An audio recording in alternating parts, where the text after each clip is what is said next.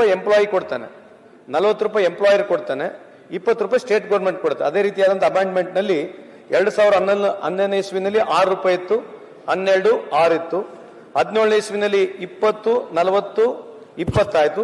ಈ ಬಾರಿ ನಾವು 50 ಅಂದ್ರೆ the employer will pay 50 rupees, employee will play around about 100 rupees and state government will pay 50 rupees ಅಂತ ಈ ಒಂದು ಬಿಲ್ ಕೇಳ್ತಾ ಇದೀವಿ. ಇದು ಯಾರು ESI ಹೋಲ್ಡರ್, PF ಹೋಲ್ಡರ್ ಇರ್ತಾರೆ, ಯಾವ ಇಂಡಸ್ಟ್ರಿಯಲ್ಲಿ 50ಕ್ಕಿಂತ ಹೆಚ್ಚು ಜನ ಕೆಲಸ ಮಾಡ್ತಾ ಇರ್ತಾರೆ, ಯಾರಿಗೂ ಆರ್ಗನೈಸ್ ಸೆಕ್ಟರ್ ನಲ್ಲಿ ವರ್ಕರ್ಸ್ ಇರ್ತಾರೆ, ನಮ್ಮಲ್ಲಿ ಸುಮಾರು 42 ಲಕ್ಷ ವರ್ಕರ್ಸ್ ಇದ್ದಾರೆ. ಈ ನಮ್ಮ ವೆಲ್ಫೇರ್ ಬೋರ್ಡ್ ನಲ್ಲಿ ನಮ್ಮ ರಿಸಿಟ್ಸ್ಗಿಂತ ಜಾಸ್ತಿ ಎಕ್ಸ್ಪೆಂಡಿಚರ್ ಜಾಸ್ತಿ ಆಗಿದೆ. 2022ನೇ ಇಸ್ವಿನಲ್ಲಿ ಬೋರ್ಡ್ ತೀರ್ಮಾನ ತಗೊಂಡು ಇದು ಹೆಚ್ಚಾಗಬೇಕಂತ ಹೇಳಿ ಬೋರ್ಡ್ ನಿರ್ಣಯ ಮುಖಾಂತರ ಇವತ್ತು ಈ ಬಿಲ್ ಅನ್ನ ನಾವು ಪ್ರಸ್ತಾವನೆ ಮಾಡ್ತಾ ಇದೀವಿ. ಇಲ್ಲಿ ನಮ್ಮಲ್ಲಿ ಇರ್ತಕ್ಕಂಥದ್ದು ನಂಬರ್ ಆಫ್ ಎಂಪ್ಲಾಯೀಸ್ ಇನ್ ಲ್ಯಾಕ್ಸ್, ಸುಮಾರು 52 ಲಕ್ಷ ಎಂಪ್ಲಾಯೀಸ್ ಇದ್ದಾರೆ. ಇದರಲ್ಲಿ ವರ್ಕರ್ ಕಾಂಟ್ರಿಬ್ಯೂಷನ್ 50 rupees ಆಗುತ್ತೆ, ಎಂಪ್ಲಾಯರ್ ಕಾಂಟ್ರಿಬ್ಯೂಷನ್ 100 rupees ಆಗುತ್ತೆ, ಗೌರ್ಮೆಂಟ್ ಕಾಂಟ್ರಿಬ್ಯೂಷನ್ 50 rupees ಆಗುತ್ತೆ. ಈ ರೀತಿಯಾಗಿ ನಾವು ಎಕ್ಸಿಸ್ಟಿಂಗ್ ನಲ್ಲಿ 20-40-20 ನಲ್ಲಿ ಹೋದಾಗ ನಮ್ಮ ಕಾಂಟ್ರಿಬ್ಯೂಷನ್ ಏನಿರ್ತಿತ್ತು, ಎಕ್ಸಿಸ್ಟಿಂಗ್ ಕಾಂಟ್ರಿಬ್ಯೂಷನ್ ರೇಷಿಯೋ ನೋಡಿದಾಗ 20-40-20ಗೂ ಈಗ ನಾವು ನೋಡಿದ್ರೆ ನಮಗೆ 42 crore rupees ಅವಾಗ ನಮಗೆ ಟೋಟಲ್ ಕಲೆಕ್ಷನ್ ಆಗ್ತಾ ಇತ್ತು. ಈ ಬಾರಿ 50-100-58 ರೇಷಿಯೋನಲ್ಲಿ ಹೋದ್ರೆ ನಮಗೆ 105 ಕೋಟಿ ರೂಪಾಯಿ ಕಲೆಕ್ಟ್ ಆಗುತ್ತೆ. ಇದನ್ನ ಉದ್ದೇಶ ಇಷ್ಟೇ, ಎಲ್ಲ ಶಾಸಕರ ಕಡೆಯಿಂದ ಬಹಳಷ್ಟು ಒತ್ತಡ, ಕಮ್ಯುನಿಟಿ ಹಾಲ್ಗಳು ಆಗ್ಬೇಕೆಂಬುದು ಒಂದು ಕಮ್ಯುನಿಟಿ ಹಾಲ್ ಆಗ್ತಕ್ಕಂಥ ಒತ್ತಡ ಇದೆ. ಹಂಗಾಗಿ ಎಜುಕೇಶನ್ ಅಸಿಸ್ಟೆನ್ಸ್ ಏನು ಚಿಲ್ಡ್ರನ್ ಕೊಡ್ತಾ ಇದೀವಿ ಅದು ಜಾಸ್ತಿ ಆಗಿದೆ. ಮೊದಲು 1 child ಕೊಡ್ತಾ ಇದೀವಿ, 2 child ಕೊಡ್ಬೇಕಂತಕ್ಕಂಥ ನಿರ್ಣಯ ಆಗಿದೆ. ಮೆಡಿಕಲ್ ಅಸಿಸ್ಟೆನ್ಸ್ ಆಗಿರ್ಬೋದು, ಮೆಡಿಕಲ್ ಮೆಟರ್ನಿಟಿ ಬೆನಿಫಿಟ್ ಆಗಿರ್ಬೋದು, ಆಕ್ಸಿಡೆಂಟ್ ಬೆನಿಫಿಟ್ಸ್ ಆಗಿರ್ಬೋದು, ಫ್ಯೂನರಲ್ ಅಸಿಸ್ಟೆನ್ಸ್ ಆಗಿರ್ಬೋದು, ಆನ್ಯುವಲ್ ಮೆಡಿಕಲ್ ಕ್ಯಾಂಪ್ಸ್ ಆಗಿರ್ಬೋದು, ಆನ್ಯುವಲ್ ಸ್ಪೋರ್ಟ್ಸ್ ಆಕ್ಟಿವಿಟೀಸ್ ಆಗ್ಬೋದು, ಇಂಥ ಹಲವಾರು ಆಕ್ಟಿವಿಟೀಸ್ಗಳನ್ನ ನಾವು ಮಾಡ್ತಾ ಇದ್ವಿ. ಹಂಗಾಗಿ ನಮಗೆ ಆಗ್ತಕ್ಕಂಥ ರಿಸಿಟ್ಸ್ಗಿಂತ ಎಕ್ಸ್ಪೆಂಡಿಚರ್ ಜಾಸ್ತಿ ಇದೆ. ವಿಶೇಷವಾಗಿ ನಮ್ಮ ಕಳೆದ 2 ವರ್ಷದ ರಿಸಿಟ್ಸ್ ಅನ್ನು ನಾವು ನೋಡ್ತಾ ಇದ್ರೆ 2023ನಲ್ಲಿ ನಮಗೆ ನಂಬರ್ ಆಫ್ ವರ್ಕರ್ಸ್ ಏನಿದ್ದಾರೆ ಅವ್ರು ಸುಮಾರು 49 ಲಕ್ಷ ಜನ ನಮಗೆ ಕಾಂಟ್ರಿಬ್ಯೂಟ್ ಮಾಡಿದ್ದಾರೆ. ಅದರಲ್ಲಿ ಕಾಂಟ್ರಿಬ್ಯೂಷನ್ ಕಲೆಕ್ಟೆಡ್ ಆಗಿರ್ತಕ್ಕಂಥದ್ದು 34 crores ಇನ್ಕ್ಲೂಡಿಂಗ್ ಸ್ಟೇಟು ಎಲ್ಲ 3 ಕಡೆಯಿಂದ ಕಾಂಟ್ರಿಬ್ಯೂಷನ್ ಆಗಿರ್ತಕ್ಕಂಥದ್ದು. ನಂಬರ್ ಆಫ್ ಬೆನಿಫಿಷರಿ ಇದರಲ್ಲಿ ಕವರ್ಡ್ ಆಗಿರ್ತಕ್ಕಂದ್ರೆ ನಾವು ಬೆನಿಫಿಷರಿ ಕೂಡ ಕೊಟ್ಟಿರ್ತಕ್ಕಂಥದ್ದು 18,000 ಬೆನಿಫಿಷರಿ ಕೊಟ್ಟಿದ್ದೇವೆ. ಎಕ್ಸ್ಪೆಂಡಿಚರ್ ಸುಮಾರು 53 ಕೋಟಿ ಆಗಿದೆ. 24ನೇ ಸಾಲಿನಲ್ಲಿ ಕೂಡ 57 ಕೋಟಿ ಆಗಿದೆ. ಹಂಗಾಗಿ ನಮ್ಮ ರಿಸಿಟ್ಸ್ಗಿನ ಎಕ್ಸ್ಪೆಂಡಿಚರ್ ಜಾಸ್ತಿ ಇರೋದಕ್ಕಾಗಿ ಇದನ್ನ ನಾವು ಎನ್ಹಾನ್ಸ್ ಮಾಡ್ಬೇಕಂತ ಹೇಳಿ ಈ ಬಿಲ್ ತಮ್ಮಲ್ಲಿ ತಂದಿದ್ದೀವಿ. ದಯಮಾಡಿ ಇದಕ್ಕೆ ಅಪ್ರೂವಲ್ ಮಾಡ್ಕೊಡ್ಬೇಕಂತ ತಮ್ಮ ಎಲ್ಲ ಸದನಕ್ಕೆ ಮನವಿ ಮಾಡಿ ಕೇಳ್ಕೊಳ್ತೇನೆ. ಈಗ ವಿಧೇಯಕವನ್ನು ಖಂಡವಾಗಿ ಮತಕ್ಕೆ ಹಾಕುತ್ತೇನೆ. ಮಾತಾಡ್ತೀರಾ? 2ನೇ ಮತ್ತು ಸಭಾಧ್ಯಕ್ಷರೇ, ಹೇಳಿ. ಇದು ಸನ್ಮಾನ್ಯ ಸಚಿವರು ಉತ್ತಮ ಆರ್ಗನೈಸ್ ಸೆಕ್ಟರ್ಗೆ ತಂದಿರುವಂತದ್ದು. ಇದು ಕರ್ನಾಟಕ ಲೇಬರ್ ವೆಲ್ಫೇರ್ ಇಲ್ಲ ನಿಮ್ ಜಲ್ದಿ ನಾವೇನು ಮಾತಾಡ್ಬೇಕು ಅಂತ ಏನ್ ಮಾತಾಡಕ್ ಹೋಗಲ್ಲ ಅಲ್ಲ, ಏನ್ ವಿರೋಧ ಏನಿಲ್ಲ sir. Karnataka labour welfare fund act ಇದು ಆರ್ಗನೈಸ್ ಸೆಕ್ಟರ್ದು ಏನೊಂದು PF ಮತ್ತು ESI ಎಲ್ಲ ಈಗಾಗಲೇ ಅವ್ರಿಗೆ ವ್ಯವಸ್ಥೆ ಇದೆ, ಈಗ ಆಲ್ರೆಡಿ ಪ್ರೊವಿಷನ್ ಇದೆ. ಇದನ್ನೇನು ತಗೊಂಡು ಕಲೆಕ್ಷನ್ ಮಾಡಿಕೊಂಡು ಯಾರಿಂದ ಪಡ್ಕೊಂಡು ಯಾರಿಗೆ ಕೊಡ್ತಿದ್ದಾರೆ ಹೇಳಿದ್ರು, ಏನೇನೋ ಯೋಜನೆಗಳು, ಸ್ಟೂಡೆಂಟ್ ಸ್ಕಾಲರ್ಶಿಪ್ಪು, ಆರೋಗ್ಯ ಶಿಬಿರ, ಇನ್ನೊಂದು ಮತ್ತೊಂದು, ಅಲ್ಲೇ ಏನು ಕಲ್ಯಾಣ ಮಂಟಪಗಳು, ಏನು ಕಮ್ಯುನಿಟಿ ಹಾಲ್ಗಳು ಕಟ್ತೀವಿ ಅಂತ. ಈಗಲೇ ಕಮ್ಯುನಿಟಿ ಹಾಲ್ಗಳು ಎಲ್ಲೆಲ್ಲಿ ಯಾರೇನೇನಿದೆ ಅಂತ, ಯಾವ್ಯಾವ ಕಮ್ಯುನಿಟಿ ಹಾಲ್ಗಳು ಕಟ್ಟಿರೋದು, ಯಾವ ಪರಿಸ್ಥಿತಿಯಲ್ಲಿ ಏನೇನು ಆಗ್ತಿದೆ ಎಲ್ಲವೂ ನಿರ್ವಹಣೆ. ಈ ಫಂಡನ್ನು ಏನಾರು ಒಂದು, ಯಾಕೆಂದ್ರೆ ಕಂಟಿನ್ಯೂಸ್ ಆಗಿ ಸನ್ಮಾನ್ಯ ಸಿದ್ದರಾಮಯ್ಯ ಸಾಹೇಬರು ಅವರಿಗೆ ಲೇಬರ್ ಮಿನಿಸ್ಟ್ರೇ ಮಾಡ್ತಾ ಬಂದಿದ್ದೀರ. ಪಾಪ ಅವ್ರು ಲೇಬರ್ನಲ್ಲೇ 2017ರಲ್ಲೂ ಏನು ತಿದ್ದುಪಡಿ ತಂದಿದ್ದಾರೆ, ತಿರ್ಗಾ ಲೇಬರ್ನಲ್ಲೇ ಕೊಡ್ತಾ ಇದ್ದಾರೆ. ಪಾಪ ಈ ಲೇಬರ್ ಇದರಲ್ಲಿ ಏನೊಂದು ಪ್ರಗತಿಪರವಾಗಿ ಅನ್ಆರ್ಗನೈಸ್ ಸೆಕ್ಟರ್ ಏನು ಸರ್, ಅನ್ಆರ್ಗನೈಸ್ಡ್ ಪ್ರಗತಿಪರ ಮಿನಿಸ್ಟ್ರು ಹಂಗಂತ ನಾವು ಹೇಳಕ್ಕಾಗತ್ತ, ಲೇಬರ್ ಮಿನಿಸ್ಟರ್. ಆದ್ರೆ ಅವ್ರಿಗೆ ಅದರಲ್ಲೇ ಪಾಪ ಎಕ್ಸ್ಪರ್ಟೈಸ್ ಜಾಸ್ತಿ ಕೊಡಿಸ್ತಾ ಇದ್ದೀರಾ ಸರ್. ಪಾಪ ನಮ್ಮ ಸ್ನೇಹಿತರಿಗೆ ಬೇರೆ ಕಡೆ ಅವಕಾಶ ಮಾಡಿಕೊಡಿ. ಏನೋ ಅವ್ರು ಕೇಳ್ಕೊಂಡು ನೀವು ಕೊಟ್ಕೊಳ್ಳಿ ಸರ್. ಲೇಬರ್ ವಿಚಾರಕ್ಕೆ ಈಗ ನಮ್ಮ ಸಭಾಧ್ಯಕ್ಷರಿಗೆ ಅವ್ರಿಗೆ ಟೈಮಿನ ಅಭಾವ. ಏನೊಂದು ಕಲೆಕ್ಷನ್ ಮಾಡಬೇಕು, ಒಳ್ಳೇದು ಮಾಡಬೇಕು ಅಂತ ಪಾಪ ನಮ್ಮ ಸಂತೋಷ್ ಲಾಡ್ ಅವ್ರಿಗಿದೆ ಈ ಸರ್ಕಾರದಲ್ಲಿ. ಆದ್ರೆ ಉದ್ದೇಶ ಏನು, ಕಲೆಕ್ಷನ್ ಆಗ್ತಿರುವಂಥದ್ದು ನನಗೇನು ಉದ್ದೇಶ ಯಾವುದು ಈಡೇರುವಂಥದ್ದು ಏನಿಲ್ಲ. ಅನ್ಆರ್ಗನೈಸ್ ಸೆಕ್ಟರ್ ಅಲ್ಲಿ ಇನ್ನೊಂದು ಹೆಚ್ಚಿನ ರೀತಿ ಅನ್ಆರ್ಗನೈಸ್ ಸೆಕ್ಟರ್ಗೆ ಹೆಚ್ಚಿನ ಒತ್ತನ್ನು ಕೊಟ್ಟು ಬೇರೆ ಏನು ಮಾಡಬೇಕಿದ್ರು ಮಾಡಿ. ಇಲ್ಲೇನು ತೊಗೊಂಡೋಗಿ sir it is a full time exercise. To be very frank with you, it is not very well structured. ಸುಮ್ಮನೆ ಏನೋ ನೀವು ಮಾಡಬೇಕು, ಯಾವುದೂ ಉದ್ದೇಶ ಈಡೇರಲ್ಲ, ನಿಮ್ಮ ಸದುದ್ದೇಶ ಇದೆ. ಬಟ್ ಇಲ್ಲೇನು ನನ್ನ ಪ್ರಕಾರ ಇಷ್ಟೇನು ನೀವು ಪ್ರಯತ್ನ ಮಾಡ್ತಿದ್ದೀರಾ, ಪ್ರಾಬ್ಲಿ ಇದುವರೆಗೂ ಇಂಪ್ಯಾಕ್ಟ್ ಏನು ನೀವು ಮಾಡಿರೋಂಥ 42 ಕೋಟಿ ಮೊದಲಿನ ಬಡ್ಜೆಟಲ್ಲಿ 42 ಕೋಟಿಯಲ್ಲಿ ಏನನ್ನು ಸಾಧಿಸಿದ್ದೀರಾ ಹೇಳಿ ನಮಗೆ. ಯಾಕೆಂದರೆ ಮೊದಲು 42 ಕೋಟಿ ರೆವಿನ್ಯೂ ಬರ್ತಿತ್ತು ಇದಕ್ಕೆ ಕಲೆಕ್ಷನಲ್ಲಿ ಅಂತ ಹೇಳಿದ್ರಿ. ಆ 42 ಕೋಟಿನಲ್ಲಿ ಏನು ಇಂಪ್ಯಾಕ್ಟ್ ಆಗಿದೆ ಹೇಳಿ. ಈಗ 105 ಕೋಟಿ ತಗೊಂಡು ಇನ್ನೇನು ಇಂಪ್ಯಾಕ್ಟ್ ಮಾಡ್ಲಿಕ್ಕೆ ಕೊಟ್ಟಿದ್ದೀರಾ ಏನಂತ ನನ್ಗೆ ಗೊತ್ತಿಲ್ಲ. Probably it's a full time exercise ಏನು ಮಾಡ್ತಿದ್ದೀರಾ ಸದನಕ್ಕೆ ನಿಮ್ಗೆ ಡ್ಯೂ ಕೋರ್ಸ್ ನ ಗೊತ್ತಾಗುತ್ತೆ ಅವ್ರು ಏನೇನು ಮಾಡ್ತಾ ಇದಾರೆ ಅಂತ ಹೇಳಿ. ಈ doing some good job, he has good plans, dormitories ಮಾಡಬೇಕು, ಇದು ಮಾಡಬೇಕು, ಬಹಳ he has got lot of ideas, plans ಗೊತ್ತಿದೆ. ಅವ್ರು ಇಂಡಸ್ಟ್ರಿನೂ ಮಾಡಿದ್ದಾರೆ, ಇದನ್ನು ಮಾಡಿದ್ದಾರೆ, ನೋಸ್ ಬೋತ್ ದ ಥಿಂಗ್ಸ್.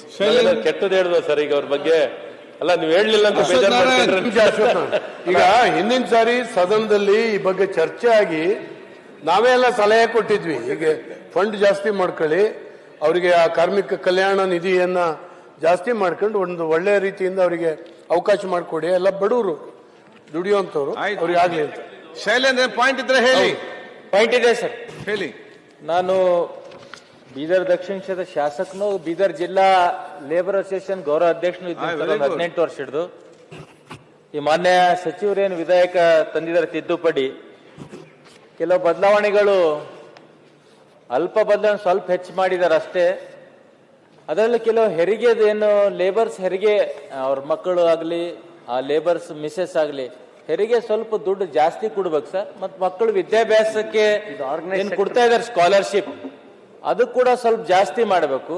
ಮತ್ತೇನು ಹೆಜಾರ್ಡಿಯಸ್ ಡ್ಯೂಟಿ ಮಾಡ್ತಾರೆ ಇಂಡಸ್ಟ್ರಿಯಲ್ ಸೆಕ್ಟರ್ನಲ್ಲಿ ಲೇಬರ್ಸ್, ಅಲ್ಲಿ PF EPF ಆ ಇಂಡಸ್ಟ್ರಿದವ್ರು ಕಟ್ತಾ ಇಲ್ಲ ಸರ್. ನಮ್ಮಲ್ಲಿ ಕೋಲಾರ ಇಂಡಸ್ಟ್ರಿಯಲ್ ಏರಿಯಾ ಇದೆ, ಸುಮಾರು 1600 ಎಕರೆಯಲ್ಲಿ ಇಂಡಸ್ಟ್ರಿ ಇದೆ. ಅಲ್ಲಿ ಶೈಲೇಂದ್ರ ಅವರೇ, sir organise sector bill, organise sector welfare ಇದೆಲ್ಲ, ಆರ್ಗನೈಸ್ ಸೆಕ್ಟರ್ ಲೇಬರ್ ಇದನ್ನು ಕಲ್ ನೀವೇ ministry in the interest of labour I am telling ಅಲ್ಲ ಅದಕ್ಕೆ ಫ್ಯಾಮಿಲೀಸ್. ಮಿನಿಸ್ಟರ್ ಒನ್ ಮೋರ್, ಈಗ ಇನ್ನೊಂದು ಸಬ್ಮಿಷನ್, ಒಂದು ಕ್ಲಾರಿಫಿಕೇಶನ್ ಕೂಡ. ಈ ನಮ್ಮ ಚಿನ್ನ ಮತ್ತು ಬೆಳ್ಳಿಯ ಕುಲಕಸಬುಕಾರ ಇದ್ದಾರಲ್ಲ, ಅವರು ಇನ್ವಾಲ್ವ್ ಆಗಿದ್ದಾರೆ ಅಲ್ಲಿ ಇದ್ರಾಗ ಬರಲ್ಲ. ಅವ್ರು ಅನ್ಆರ್ಗನೈಸ್ ಸೆಕ್ಟರ್ ಅಲ್ಲಿ ಬರ್ತಾರೆ. ಯಾವುದು? ಅವ್ರು ಅನ್ಆರ್ಗನೈಸ್ ಸೆಕ್ಟರ್ ಅಲ್ಲಿ ಬರ್ತಾರೆ, ಅವ್ರು ಇನ್ವಾಲ್ವ್ ಆಗಿದ್ದಾರೆ. ಸೋಷಿಯಲ್ ಸೆಕ್ಯೂರಿಟಿ ಸ್ಕೀಮ್ ನಲ್ಲಿ ಅವ್ರು ಇನ್ವಾಲ್ವ್ ಆಗಿದ್ದಾರೆ. ಅವರ ಒಂದು ಕೇರ್ ತಗೊಳ್ಬೇಕು. ಯಾಕಂತ ಹೇಳಿದ್ರೆ ನೀವು ಅವಕಾಶ ಕೊಟ್ಟು ಅನ್ಆರ್ಗನೈಸ್ ಬಗ್ಗೆ ಮಾತನಾಡ್ತೀನಿ, ಮುಗಿಲಿ. ಅದಾದ್ಮೇಲೆ to conclude I speak about unorganised sector. ಈಗ ಹೇಳಿ ಹಾಗಾದ್ರೆ. ಅಲ್ಲ, ಈಗ ಅಶ್ವಥ್ ನಾರಾಯಣ ಅವ್ರು ಹೇಳ್ತಕ್ಕಂಥ ಸಂದರ್ಭದಲ್ಲಿ, ಈಗ ನಮ್ಮ ಸ್ನೇಹಿತರು ಶೈಲೇಂದ್ರ ಹೇಳ್ತಕ್ಕಂಥ ಸಂದರ್ಭದಲ್ಲಿ ಅನ್ಆರ್ಗನೈಸ್ ಸೆಕ್ಟರ್ ಬಗ್ಗೆ ಏನಿದೆ, ಈ ಬಾರಿ ಸ್ವಾತಂತ್ರ್ಯ ಸಿಕ್ಕ ನಂತರ ಸುಮಾರು 25 ಸೆಕ್ಟರ್ಗಳನ್ನ, ನೀವೇನು ಸಣ್ಣ ಸಣ್ಣ ಕಸುಬು ಮಾಡ್ತಕ್ಕಂಥ ಅಲೆಮಾರಿ ಜನಾಂಗ ಇರ್ಬೋದು, ಈ ಹಮಾಲಿ ಕೆಲಸ ಮಾಡ್ತಕ್ಕಂಥ ಇರ್ಬೋದು, ಬೀದಿ ಬೀದಿ ವ್ಯಾಪಾರ ಮಾಡ್ತಕ್ಕಂಥ ಇರ್ಬೋದು, ಚಿಂದಿ ಆಗಿರ್ಬೋದು, ಇದಾರೆ ಡ್ರೈವರ್ಸ್ ಎಲ್ಲರೂ, ಅದು ಬೇರೆ. ಅದು 25 ಸೆಕ್ಟರ್ಗಳಿಗೆ ಕೂತ್ಕೊಳ್ಳಿ ಹೇಳ್ತೇನೆ ನಿಮಿಷ. 25 ಸೆಕ್ಟರ್ಗಳಿಗೆ ಮಾನ್ಯ ಮುಖ್ಯಮಂತ್ರಿಯವರ ಒಂದು ಅಪ್ಪಣೆ ಮೇರೆಗೆ ಇವತ್ತು ಅವರಿಗೆ ನಾವು ಸೋಷಿಯಲ್ ಸೆಕ್ಯೂರಿಟಿ ಸ್ಕೀಮ್ ಅನ್ನ ಮಾಡಿದ್ದೀವಿ, ಪ್ರಾರಂಭ ಮಾಡಿದ್ವಿ. ಟ್ರಾನ್ಸ್ಪೋರ್ಟ್ ಬೋರ್ಡ್ ಕೂಡ ಮಾಡಿದ್ವಿ. ಟ್ರಾನ್ಸ್ಪೋರ್ಟ್ ಬೋರ್ಡ್ ನಲ್ಲಿ ಸುಮಾರು ಎಲ್ಲ ಆಟೋ ರಿಕ್ಷಾ ಡ್ರೈವರ್ಗಳು, ಕಮರ್ಷಿಯಲ್ ಲೈಸೆನ್ಸ್ ಡ್ರೈವರ್ಗಳು, related to transport allied workers ಏನ್ ನಾವು ಹೇಳ್ತೀವಿ, ಅವರೆಲ್ಲರೂ ಟ್ರಾನ್ಸ್ಪೋರ್ಟ್ ಬೋರ್ಡ್ ನಲ್ಲಿ ಬರ್ತಾರೆ. ಪಂಚರ್ ಹಾಕೋರ್ ಇರ್ಬೋದು, ಮೆಕ್ಯಾನಿಕ್ಸ್ ಇರ್ಬೋದು, ಲಾಜಿಸ್ಟಿಕ್ಸ್ ನಲ್ಲಿ ಕೆಲಸ ಮಾಡ್ತಕ್ಕಂಥ ಇರ್ಬೋದು, ವಾಷರ್ ಮ್ಯಾನ್ ಇರ್ಬೋದು, ವಾಚ್ಮೆನ್ ಇರ್ಬೋದು, ಈ ತರ ಹಲವಾರು ಲಾಜಿಸ್ಟಿಕ್ಸ್ ನಲ್ಲಿ ಏನ್ ಕೆಲಸ ಮಾಡ್ತಾರೆ, ಡ್ರೈವರ್ಸ್ ಇರ್ಬೋದು, ಕ್ಲೀನರ್ ಇರ್ಬೋದು, ಇವರೆಲ್ಲರೂ ನಮ್ಮ ಅನ್ಆರ್ಗನೈಸ್ ಸೆಕ್ಟರ್ ನಲ್ಲಿ ಟ್ರಾನ್ಸ್ಪೋರ್ಟ್ ಬೋರ್ಡ್ ಮಾಡಿದ್ದೀವಿ. ಸನ್ಮಾನ್ಯ ಮುಖ್ಯಮಂತ್ರಿಯವರ ಒಂದು ಆಶೀರ್ವಾದದಿಂದ ಅದರ ಜೊತೆಯಾಗಿ ವಿಶೇಷವಾಗಿ ನಾನು ಈ ಸಂದರ್ಭದಲ್ಲಿ ರಾಮಲಿಂಗಡೆ ಸಾಹೇಬರು ಕೂಡ ನಾನು ಧನ್ಯವಾದ ಹೇಳಲಿಕ್ಕೆ ಇಚ್ಛೆ ಬಯಸ್ತೀನಿ. ಅವರ ಸಹಕಾರದಿಂದ ನಮಗೆ ಅನ್ಆರ್ಗನೈಸ್ ಬೋರ್ಡ್ ಆಗಿದೆ. ಟ್ರಾನ್ಸ್ಪೋರ್ಟ್ ಬೋರ್ಡ್ ನಲ್ಲಿ ಈ ಒಂದು ಸುಮಾರು 20 ರಿಂದ 25 ಲಕ್ಷ ಜನಕ್ಕೆ ಅನುಕೂಲ ಆಗ್ತದೆ. ಅನ್ಆರ್ಗನೈಸ್ ಸೆಕ್ಟರ್ ನಲ್ಲಿ ಇರ್ತಕ್ಕಂಥ 25 ಸೆಕ್ಟರ್ಗಳಿಂದ ಬಹಳಷ್ಟು ಸೆಕ್ಟರ್ಗಳಿದಾವೆ. ಮೊದಲನೇ ಬಾರಿಗೆ ಒಂದು 25 ಸೆಕ್ಟರ್ ಇರುತ್ತನ್ನ ಗುರುತಿಸಿ ಅವರಿಗೆ ನಾವು ಈ ಸೋಷಿಯಲ್ ವೆಲ್ಫೇರ್ ಸ್ಕೀಮ್ಗಳನ್ನ ಮಾಡಿದೀವಿ. ಈ ಬಿಲ್ ಇರ್ತಕ್ಕಂಥದ್ದು ವೆಲ್ಫೇರ್ ಫಂಡ್. ಯಾರು ಅಶ್ವಥ್ ನಾರಾಯಣ ಅವರು ಹೇಳ್ದಂಗೆ ಇದರಲ್ಲಿ ಜಾಸ್ತಿ ಸ್ಕೋಪ್ ಇಲ್ಲ. Because honestly if you ask me, there is a limitation here. This is a regular practice. ಇದೇನಾಗುತ್ತೆ, ಆರ್ಗನೈಸ್ ಸೆಕ್ಟರ್ ನಲ್ಲಿ ಸುಮಾರು ಒಂದು ಜಿಲ್ಲೆಗೆ 1.5 ಲಕ್ಷ ಜನ ಎಂಪ್ಲಾಯ್ಸ್ ಇದ್ದಾರೆ. ಅವರಿಗಾದಂತ ಕಮ್ಯುನಿಟಿ ಹಾಲ್ ಬೇಕಂತೇಳಿ ಎಲ್ಲ ಸದಸ್ಯರಿಗೆ ಕೇಳ್ತಾರೆ. That's I am lack of fund. Only ಇದರಲ್ಲೇ ನಾನು ದುಡ್ಡು ಕೊಡ್ಬೋದು. ಒಂದು ಎರಡನೇದು ಮುಂದೆ ಒಂದು ಪ್ಲಾನ್ ಇದೆ, ಬಟ್ ರೈಟ್ ನಾವು I want really evaluate that plan whether is really going to happen or not ಅಂತ ಯೋಚನೆ ಮಾಡಿ ಮುಂದೆ ನಾನು ಸದನದ ಗಮನಕ್ಕೆ ತಂದು ಅದು ಮಾಡ್ಬೇಕಂತಿದ್ದೀನಿ. But as of now this bill is very relevant. Why I am asking more money is the reason is because the receipts why I am getting, my expenditure is more than the receipts, that's why I am getting this bill, sir. Okay, ಈಗ ವಿಧೇಯಕವನ್ನು ಕಂಡ ಅಧ್ಯಕ್ಷರೇ ಒಂದೇ second ಅಧ್ಯಕ್ಷರೇ ಹೇಳಿ ಅಧ್ಯಕ್ಷರೇ ಈಗ ಶಾಸಕರು ಬಗ್ಗೆನೂ ಕೇಳಿದಾಗ ನಾನು ಕೂಡ ಕಾರ್ಮಿಕ ನಾಯಕನಾಗಿ ಮೈಕೋದಲ್ಲಿ ಕೆಲಸ ಮಾಡೋನು. ಸಂತೋಷ. ಏನಾಗಿದೆ, ಏನು ಆರ್ಗನೈಸ್ ಸೆಕ್ಟರ್ ಏನಿದೆ ಇವತ್ತು ESI ಹಾಸ್ಪಿಟ್ಲು ಅಪ್ಗ್ರೇಡ್ ಆಗಬೇಕದು.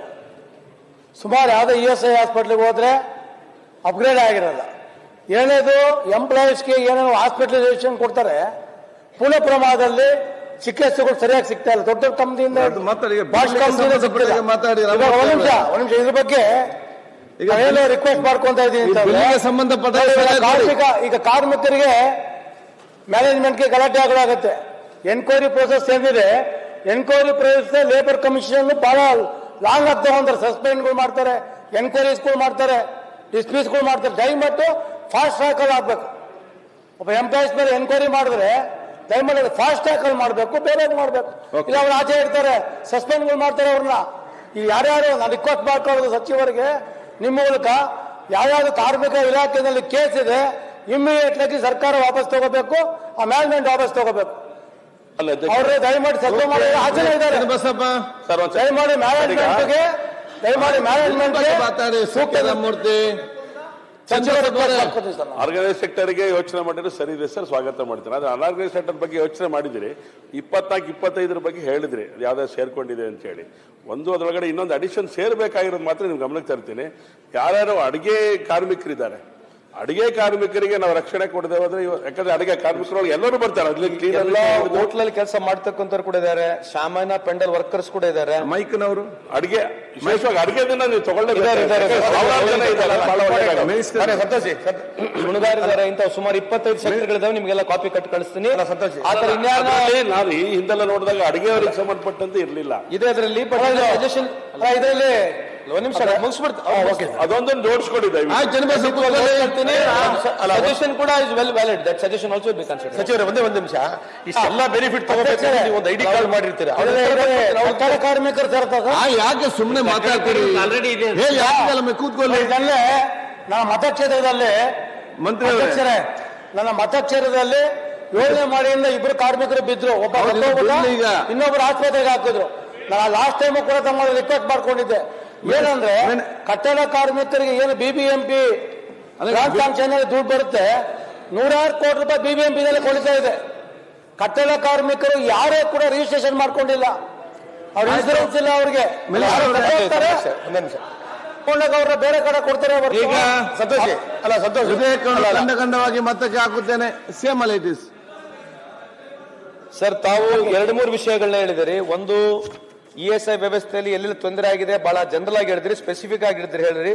ನಾನು ಅದನ್ನ ಕೂಡಲೇ ನಿಮಗೆ ಅದಕ್ಕೆ ಉತ್ತರವನ್ನು ನೀಡ್ತೀನಿ. ಅದ್ರ ಜೊತೆಗೆ ಏನು ಕ್ರಮ ತಗೊಳ್ತೀನಿ. ಈ ಕಟ್ಟಡ ಕಾರ್ಮಿಕರ ರೂಲ್ಸ್ ಪ್ರಕಾರ ರಿಜಿಸ್ಟರ್ಡ್ ಆಗಿರ್ಬೇಕು. ಅವರು ರಿಜಿಸ್ಟರ್ಡ್ ಆಗಿಲ್ಲ ಅಂತಂದ್ರೆ, ಅವ್ರ ಹತ್ರ ರಿಜಿಸ್ಟ್ರೇಷನ್ ಇಲ್ಲ ಅಂತಂದ್ರೆ ನನಗೆ ಕಷ್ಟ ಆಗುತ್ತೆ. ಬೋರ್ಡ್ ಮುಖಾಂತರ ಅವರಿಗೆ ಯಾವುದೇ ರೀತಿಯಂತ ಪರಿಹಾರ ಕೊಡ್ತಕ್ಕಂಥದ್ದು ಕಷ್ಟ ಆಗುತ್ತೆ. ಮುಗಿಸ್ಬಿಡ್ತೀನಿ ನಾನು, ಆಯ್ತು ಕೂತ್ಕೊಳ್ತೀನಿ. ಸೊ ಇನ್ನು ಮುಂದ್ಗಡೆ ಈಗ ಅಂಬೇಡ್ಕರ್ ಸೇವಾ ಕೇಂದ್ರ ಅಂತ ಒಂದು ಹೊಸ ಕಾರ್ಯಕ್ರಮ ಮಾಡ್ತಾ ಇದೀವಿ. ಮಾನ್ಯ ಮುಖ್ಯಮಂತ್ರಿಯವರು ಪ್ರಾರಂಭ ಆಲ್ರೆಡಿ ಕ್ಯಾಬಿನೆಟ್ ಅಪ್ರೂವ್ ಆಗಿದೆ. ಇನ್ನು ಒಂದು 2 ತಿಂಗಳ ಈ 43 ಸೆಕ್ಟರ್ಗಳು ನಮಗೆ 43 ಸೆಕ್ಟರ್ಗಳಲ್ಲಿ ಒಂದು ವ್ಯಾನ್ ಪ್ರಾರಂಭ ಮಾಡ್ತಾ ಇದೀವಿ. ಹೈಟೆಕ್ ವ್ಯಾನ್ ಇದೆ. ಇದು ನೇರವಾಗಿ ಎಲ್ಲೆಲ್ಲಿ ಕನ್ಸ್ಟ್ರಕ್ಷನ್ ಆಗುತ್ತೆ ಅಲ್ಲಿ ಕನ್ಸ್ಟ್ರಕ್ಷನ್ ಸ್ಪಾಟಿಗೆ ಹೋಗುತ್ತೆ. ಯಾರು ರಿಜಿಸ್ಟ್ರೇಷನ್ ಮಾಡಿಲ್ಲ ಅಂತಂದ್ರೆ ಅವರಿಗೆ ನೇರವಾಗಿ ರಿಜಿಸ್ಟ್ರೇಷನ್ ಮಾಡ್ತಕ್ಕಂಥ ವ್ಯವಸ್ಥೆ ಮಾಡ್ತೀವಿ. ಸ್ವಲ್ಪ ಕಾಲಾವಕಾಶ ಕೊಡಿ. ಅಲ್ಲ, ಈಗ ಏನಾಗಿದೆ ಅಂತ ಹೇಳಿದ್ರೆ, ಈ ರಿಜಿಸ್ಟ್ರೇಷನ್ ಮಾಡ್ಲಿಕ್ಕೆ ಏನೋ ಒಂದು ID ಕಾರ್ಡ್ ಮಾಡ್ಕೊಟ್ಟಿರ್ತಾರೆ ನೋಡಿ ಕಾರ್ಮಿಕರಿಗೆ. ಅದೇನಾಗಿದೆ ಈ 3 ವರ್ಷ 4 ವರ್ಷ ಅದಾದ್ಮೇಲೆ ಮತ್ತೆ ರಿನ್ಯೂವಲ್ ಮಾಡಬೇಕು ಅಂತಕ್ಕಂಥ ಒಂದು ಕಾನೂನು ಇದೆ. ಅದಕ್ಕೆ ಹೇಳ್ತೀನಿ. ಅದೇನಾಗಿದೆ ಅಂದ್ರೆ, ಈಗ ಮೊನ್ನೆ ಒಬ್ಬ ಹೇಳಿ ಅಲ್ಲ ಸಲಹೆ, ಈಗ ಅದನ್ನ ಒಂದ್ಸತಿ ಅವ್ರಿಗೆ ಒಂದು ಲೈಫ್ ಟೈಮ್ ಕಾರ್ಡ್ ಮಾಡ್ಕೊಡೋದು ಒಳ್ಳೇದು. ಯಾಕೆಂತಂದ್ರೆ ಅವ್ನು ಮೊನ್ನೆ ಡೆತ್ ಆಗಿದ್ದಾನೆ, ಕಾರ್ಡ್ ತೆಗೆದು ನೋಡ್ರೆ ಅವ್ನ ಹೆಂಡತಿ ಕಾರ್ಡ್ ತೆಗೆದು ನೋಡಿದ್ರೆ ಏನಾಗಿದೆ, ಲ್ಯಾಪ್ಸ್ ಆಗಿದೆ. ಈ ನಿಟ್ಟಿನಲ್ಲಿ ನಾವು ಬೇಕಿದ್ರೆ ಪೀರಿಯಡ್ ನ ಜಾಸ್ತಿ ಮಾಡಬಹುದು. 1 ವರ್ಷ ಇರೋದು 3 ವರ್ಷ ಮಾಡಬಹುದು. ಲೈಫ್ ಟೈಮ್ ಕಾರ್ಡ್ ಮಾಡಕ್ಕಾಗಲ್ಲ. ಅಲ್ಲ, ಈಗ ಗೊತ್ತಿಲ್ಲ ಮಾಡ್ಕೊಂಡಿರಲ್ಲ, ಲೈಫ್ ಟೈಮ್ ಕಾರ್ಡ್ ಮಾಡಕ್ಕಾಗಲ್ಲ. ಮಿನಿಸ್ಟರ್ ಅವರೇ, ಮಿನಿಸ್ಟರ್ ಕೂತ್ಕೊಳ್ಳಿ ಅಣ್ಣ, ಶೈಲೇಂದ್ರ ಕೂತ್ಕೊಳ್ಳಿ. ಇದು ಅಮೆರಿಕದ ಪಾಸ್ಪೋರ್ಟ್, ಅದು ವೀಸಾ ಅಲ್ಲ 10 ವರ್ಷ ಮಾಡ್ಲಿಕ್ಕೆ. ಈಗ ಒಂದು ಇದರಲ್ಲಿ ಆ ಫೋಟೋಗ್ರಾಫರ್ ಮತ್ತು ಇವರು ನಮ್ಮ ಮೈಕ್ನವರು ಮಾಡಿದ್ವಿ ಫೋಟೋಗ್ರಾಫರ್ಸ್ ಇದ್ದಾರೆ. ಈಗ ವಿಧೇಯಕವನ್ನು ಖಂಡವಾಗಿ ಮತಕ್ಕೆ ಹಾಕುತ್ತೇನೆ. 2 ಮತ್ತು 3ನೇ ಖಂಡಗಳು ವಿಧೇಯಕದ ಅಂಗವಾಗಿರಬೇಕೆನ್ನುವುದು ಸಭೆ ಮುಂದಿರುವ ವಿಷಯ. ಪ್ರಸ್ತಾವದ ಪರವಾಗಿರುವವರು ಹೌದೆಂದು ಸೂಚಿಸಬೇಕು. ಪ್ರಸ್ತಾವದ ವಿರೋಧವಾಗಿರು ಇಲ್ಲ ಎಂದು ಸೂಚಿಸಬೇಕು. ಪ್ರಸ್ತಾವವು ಹೌದು ಪರವಾಗಿದೆ ಎಂದು ಭಾವಿಸುತ್ತೇನೆ. ಪ್ರಸ್ತಾವವು ಹೌದು ಪರವಾಗಿದೆ. ಪ್ರಸ್ತಾವಕ್ಕೆ ಒಪ್ಪಿಗೆ ದೊರಕಿದೆ. 2 ಮತ್ತು 3ನೇ ಖಂಡಗಳು ವಿಧೇಯಕದ ಅಂಗವಾದವು. 1ನೇ ಖಂಡ ಹೆಸರು ಮತ್ತು ಅವತರಣಿಕೆ ವಿಧೇಯಕದ ಭಾಗವಾಗಬೇಕೆಂಬುದು ಸಭೆ ಮುಂದಿರುವ ವಿಷಯ. ಪ್ರಸ್ತಾವದ ಪರವಾಗಿರುವವರು ಹೌದು ಎಂದು ಸೂಚಿಸಬೇಕು. ಪ್ರಸ್ತಾವದ ವಿರೋಧವಾಗಿರು ಇಲ್ಲ ಎಂದು ಸೂಚಿಸಬೇಕು. ಪ್ರಸ್ತಾವ ಹೌದು ಪರವಾಗಿದೆ ಎಂದು ಭಾವಿಸುತ್ತೇನೆ. ಪ್ರಸ್ತಾವ ಹೌದು ಪರವಾಗಿದೆ. ಪ್ರಸ್ತಾವ ಅಂಗೀಕರಿಸಲ್ಪಟ್ಟಿದೆ. 1ನೇ ಖಂಡ ಹೆಸರು ಮತ್ತು ಅವತರಣಿಕೆ ವಿಧೇಯಕದ ಅಂಗವಾಗಿದೆ. ಮಾನ್ಯ ಮಂತ್ರಿಗಳು ಮಂಡಿಸಿ. ಮಾನ್ಯ ಸಭಾಧ್ಯಕ್ಷರೇ, ವಿಧೇಯಕವನ್ನು ಅಂಗೀಕರಿಸಬೇಕೆಂದು ತಮ್ಮಲ್ಲಿ ಕೋರುತ್ತೇನೆ. ಪ್ರಸ್ತಾವವನ್ನು ಮಂಡಿಸಲಾಗಿದೆ. ಅದನ್ನೀಗ ಸಭೆ ಮತಕ್ಕೆ ಹಾಕುತ್ತೇನೆ. 2024 ಸಾಲಿನ ಕರ್ನಾಟಕ ಕಾರ್ಮಿಕ ಕಲ್ಯಾಣ ನಿಧಿ ತಿದ್ದುಪಡಿ ವಿಧೇಯಕವನ್ನು ಈ ಸಭೆಯು ಅಂಗೀಕರಿಸಬೇಕು.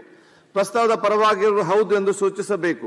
ಪ್ರಸ್ತಾವದ ವಿರೋಧವಾಗಿರು ಇಲ್ಲ ಎಂದು ಸೂಚಿಸಬೇಕು. ಪ್ರಸ್ತಾವ ಹೌದು ಪರವಾಗಿದೆ ಎಂದು ಭಾವಿಸುತ್ತೇನೆ. ಪ್ರಸ್ತಾವ ಹೌದು ಪರವಾಗಿದೆ.